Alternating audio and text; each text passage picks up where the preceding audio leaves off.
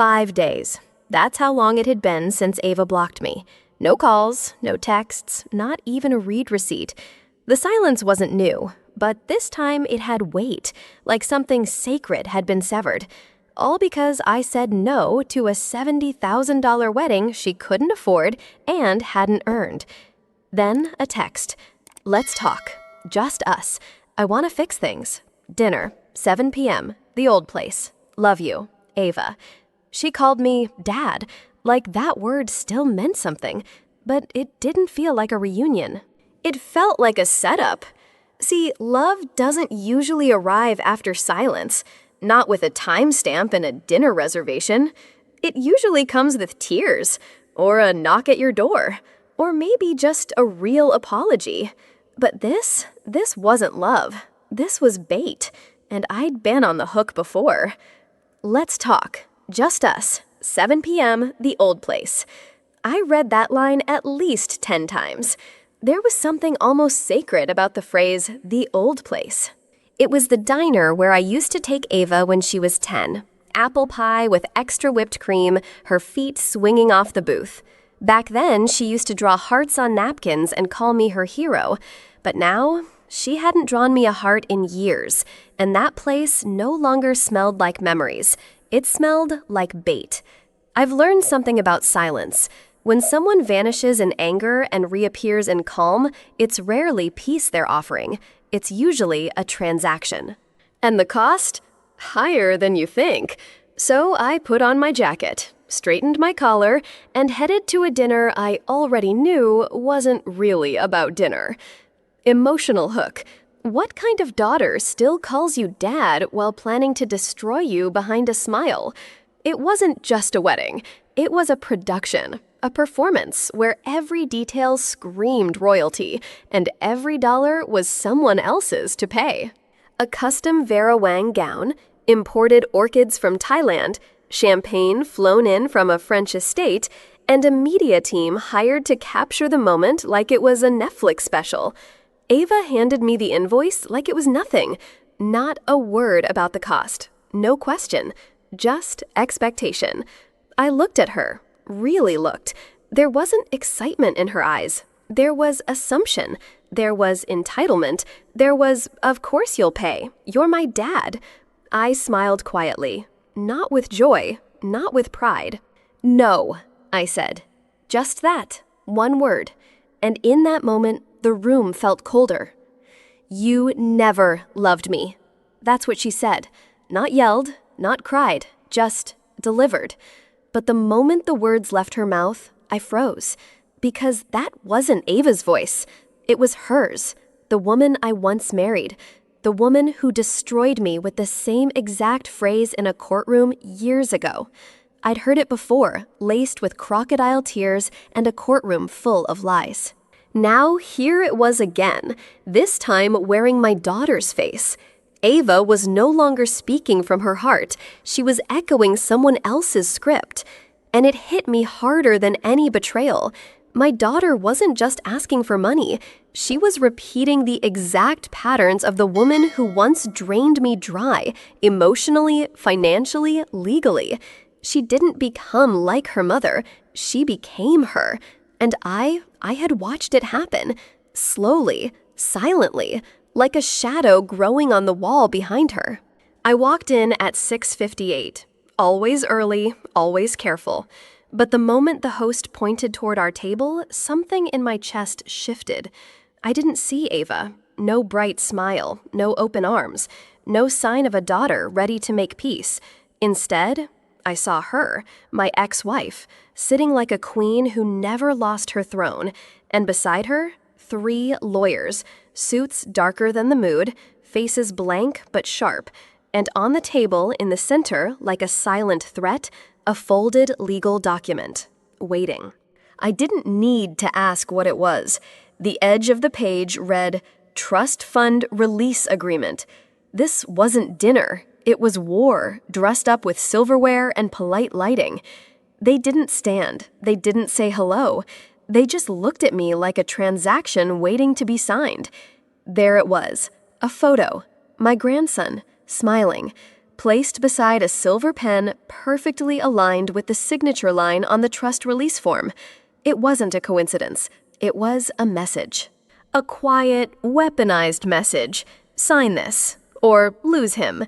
They didn't say the words right away, but I saw them in every detail of the table.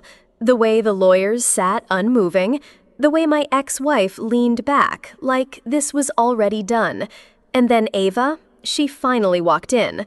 No tears, no tremble in her hands, no hesitation in her voice. "Sign it, Dad," she said, her tone rehearsed. "Please, don't make this harder than it has to be." But I wasn't looking at her words. I was watching how well she'd been trained, like a script memorized, a performance rehearsed. She wasn't begging, she was executing. They didn't just want money, they wanted control. And they were using the one thing they knew could break me, the boy I loved more than life itself.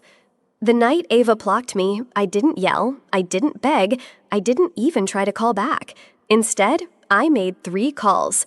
First, to my attorney, a sharp man who knew how to listen more than talk.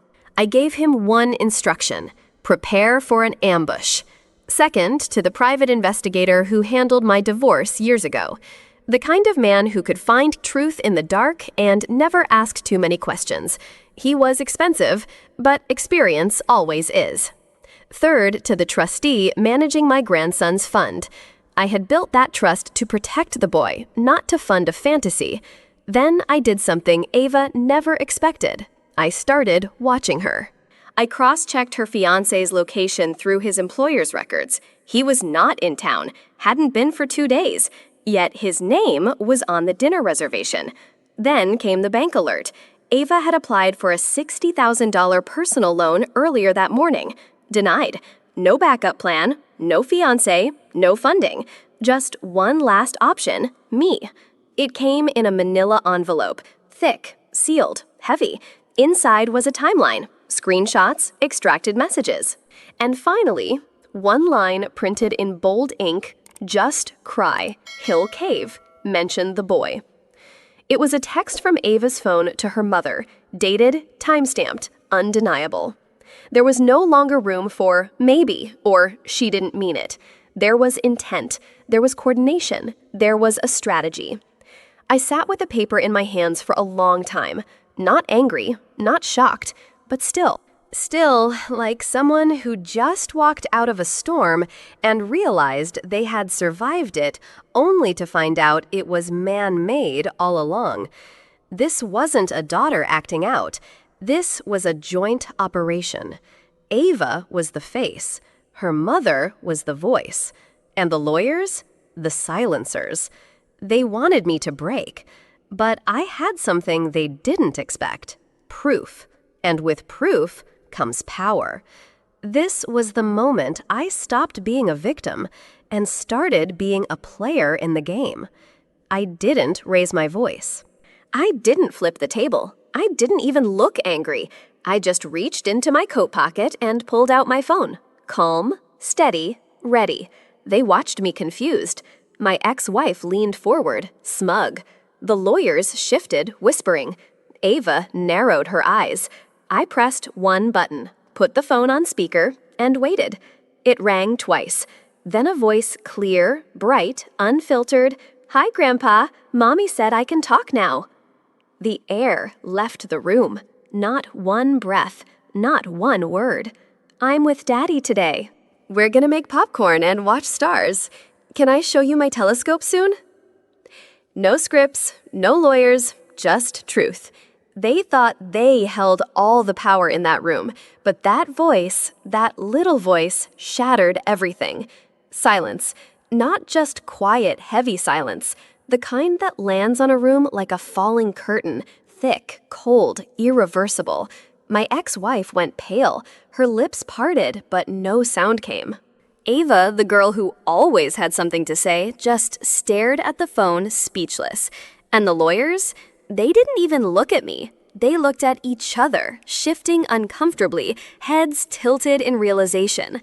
They'd been misled, lied to, used as pawns in a custody bluff they were never meant to win. Because here's the truth. No one at that table expected. I never lost access to my grandson. I was never blocked. I was never powerless. His father, Ava's ex, had granted me partial legal guardianship months ago, after everything she'd done to him, after she tried to cut him out. He trusted me. I protected the boy, quietly, legally, permanently. Ava didn't know, not until now. And that was the moment I saw the shift, not in their plans, but in their eyes. I didn't raise my voice. I didn't lecture. I didn't need to. I reached into my briefcase slowly, deliberately, and pulled out a document of my own. My version of the power of attorney. Signed, notarized, bulletproof. I slid it across the table. The paper hissed softly as it moved like the final move in a quiet game of war. I looked at each of them in turn. My ex-wife first, her face cracked for the first time that night. Then the lawyers, who leaned in, eyes scanning, jaws tightening. And finally Ava, who couldn't even look at it. That's the real document, I said. And this, I picked up their version, the forged, manipulative, guilt-ridden one, and with one clean rip, tore it in half. Right there, right in front of all of them. Paper fell like snowflakes onto the polished wood. Silence followed. But this time, it didn't belong to them, it belonged to me. I stood up, no one said a word, no one followed. I slid my chair back, adjusted my coat, and walked straight past them, past the lies, past the ghosts I should have buried years ago. Not a glance, not a pause, just steps, firm, final. And for the first time in what felt like forever, I felt light. Not because I'd won, not because I humiliated them, but because I was finally free. Free from guilt, free from manipulation, free from pretending the daughter I loved hadn't become someone else. I once made a vow to protect my little girl from this world, but tonight, I realized I had to protect the world from her. And that realization didn't burn. It didn't scream. It just settled in my bones. Quiet, cold, like the truth always does. I walked into that restaurant a father. I walked out, a man no longer carrying someone else's darkness. There's a pain deeper than betrayal. It's the pain of realizing you invested your heart in the wrong soul. Ava wasn't born cruel. She wasn't born entitled. But over the years, something grew in her, a shadow I didn't see. Or maybe I refused to. She didn't become a woman. She became a reflection, a mirror of her mother's hunger for control, masked in charm, layered in lies. Ava wasn't just my daughter. She became a continuation of the very pain I once fought so hard to escape. I didn't raise her. I recycled something broken, and that broke me even more. But in the midst of that grief, there was a flicker, a small, bright voice. "Hi, Grandpa." Him, my grandson. He's not perfect, he's not a savior, but he's a chance, a second chance. He doesn't carry the poison yet. He still draws stars, not contracts. He still speaks in dreams, not demands. And maybe, just maybe, I can get it right this time. If there's one thing this whole ordeal taught me, it's that love isn't about saying yes. Love isn't indulgence. It isn't silence in the face of harm. It isn't sacrificing your soul to buy someone's approval. Real love knows when to say no, even when it hurts, even when the tears feel real, even when the word dad is used like a weapon. Love is holding the line, standing firm when you're being guilt-tripped, manipulated, or threatened. Love is choosing legacy over spectacle, a future over a fantasy. A $70,000 wedding means nothing when it's built on entitlement. But a quiet afternoon watching the stars with a little boy, that's worth everything. I didn't lose a daughter that night. I kept a grandson, one who will grow up free from lies, free from manipulation, free from thinking that love is something you can buy or blackmail. And that's a legacy I can live with. Sometimes the most loving thing you can do is say no. Not because you've stopped caring, but because you care enough to protect what's right. Real love has boundaries. Real legacy is not measured in money, events, or how much you sacrifice to keep people happy. It's measured in who you choose to become and what you choose to pass on. So if you ever feel torn between guilt and truth, choose truth, because it might not make you popular, but it will make you free. Don't confuse peace with silence, and never confuse love with manipulation. If this story moved you, if it made you pause, reflect, or see something in your own life a little clearer, don't forget to like, share, and subscribe to Pieces of Soul. We tell stories that go beyond the surface, stories that echo in your heart long after the screen goes dark. Your support helps us bring more truth, more healing, and more real conversations into the world. Drop a comment below. Have you ever had to say no to someone you loved? Let's talk, let's grow, let's heal together.